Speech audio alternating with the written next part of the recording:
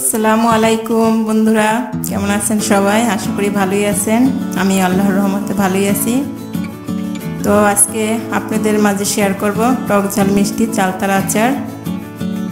তো চালতাটা কাটার ভিডিওটা আমি করতে পারিনি সময়ের জন্য, ভিডিওটা অনেক বড় হবে সেই জন্য।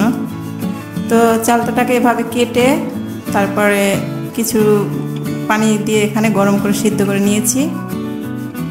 তো দেখতেই পাচ্ছেন, সেদ্ধ করে নেওয়ার পরে সেটি শিলপাটাতে আমি থেতো করে নিয়েছি। সামান্য অল্প অল্প থেতো করলেই হবে। তারপরে এর মধ্যে দিয়ে দিলাম সরিষা বাটা, কিছু সরিষা বাটা, তারপরে সামান্য একটু হলুদের গুঁড়া দেওয়ার পরে এটি হাত দিয়ে ভালো করে মাখিয়ে নিচ্ছি। সুন্দর করে মেখে নিতে হবে। প্রত্যেকটা চালতার গায়ে সরিষা এবং হলুদ মিক্স হয়ে যায় আর কি। দেখতে পাচ্ছেন আমি কিভাবে মাখাচ্ছি। এভাবে করে সবাই মাখিয়ে নেবেন। তো এবার চুলায় চলে আসলাম। এখানে কড়াইতে আমি 1.5 কাপের মতো সরিষার তেল দিয়েছি। তার মধ্যে 6-7টা শুকনো মরিচ দিয়েছি।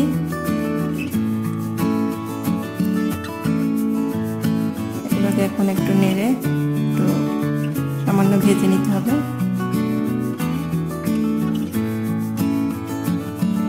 এর ভিতরে দিয়ে দিলাম কিছু রসুনের কোয়া কুচি করে কেটে। এখন আবার একটু নেড়ে এটাকে ভেজে নিচ্ছি।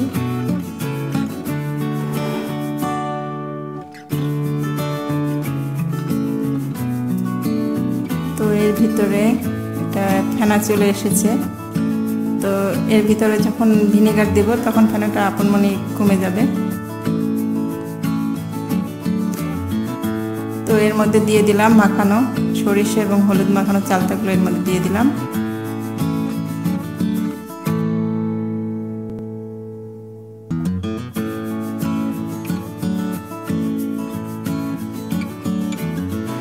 সব চালতাগুলো দেওয়া হয়ে গেছে। ভালো করে এটা তেলের সাথে মিক্স করে দিতে হবে। উল্টে পাল্টে এটাকে মিক্স করে নিচ্ছি। প্রত্যেকটা চালটা যেন তেলে মাখানো হয় আর কি, এভাবে করে মাখিয়ে নিতে হবে।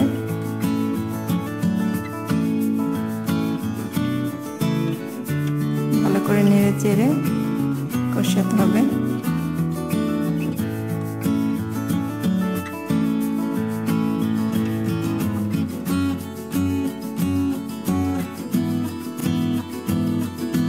ভালো করে কষিয়ে নেওয়ার পরে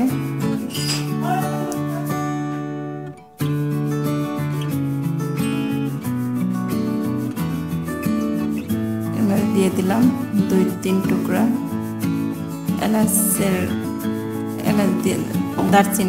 দারচিনি দিয়ে দিলাম 2-3 টুকরা।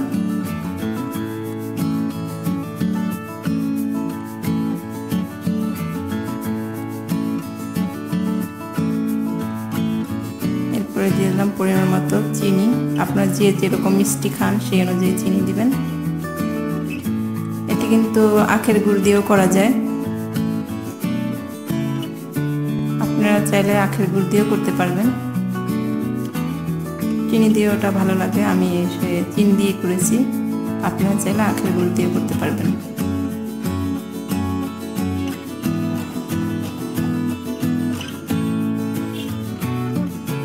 দিয়ে দিচ্ছি স্বাদ মতো লবণ।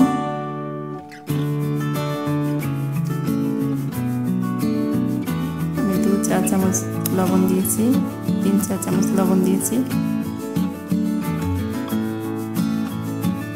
আপনারা আপনাদের স্বাদ মতো লবণটা দিবেন। এখন আবার ভালো করে মিক্স করে সবগুলো চালতার সাথে মিক্স করে দিতে হবে।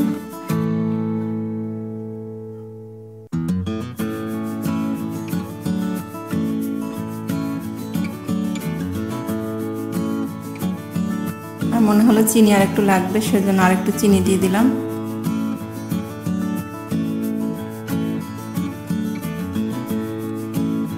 চিনিতে দেওয়ার পরে কিন্তু চিনি থেকে পানি বের হবে, কষাতে কষাতে এটা এক পর্যায়ে দেখবেন চিনির পানিটা টেনে চালতার গায়ে লেগে যাবে, তখন এটা আঠালো ভাব চলে আসবে একটা। এখন দিয়ে দিচ্ছি ভিনেগার, রাঁধুনি ভিনেগার মানে সাদা সিরাপ যেটা।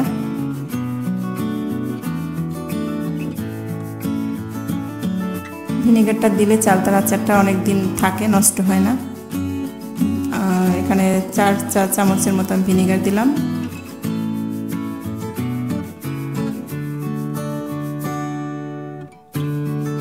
এখন এটাকে আবার ভালো করে কষিয়ে নিচ্ছি। ভিনেগার এবং চিনি দেওয়ার পরে কিন্তু অনেক পানি বের হবে, তো মিডিয়াম আঁচে রেখে চুলাটা, তারপরে কষিয়ে পানিটা শুকিয়ে নিতে হবে।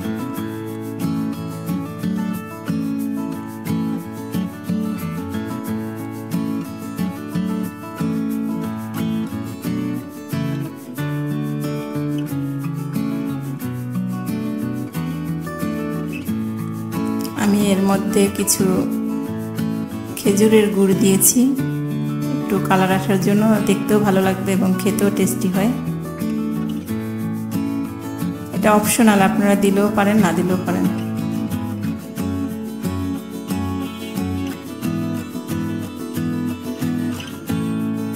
শুধু কালারটা সুন্দর হয় এবং খেতেও ভালো লাগে, এই জন্য আমি এই গুড়টা দিয়েছি।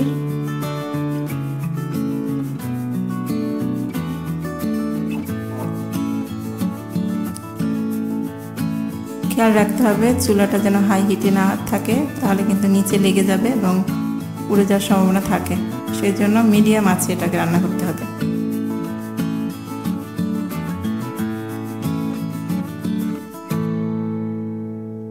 এক পর্যায়ে দেখবেন এটা যখন আঠালো হয়ে যাবে এবং কালারটাও সুন্দর একটা কালার চলে আসবে।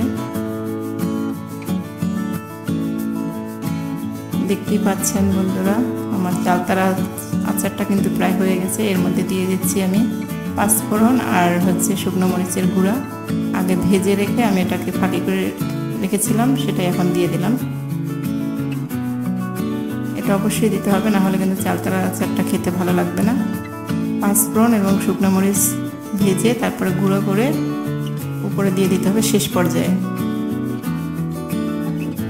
তো আমার আচারটা কিন্তু তৈরি হয়ে গেছে, দেখতেই পাচ্ছেন কালারটা অনেক সুন্দর এবং এটা খেতেও কিন্তু দারুণ, অনেক টেস্টি একটা আচার।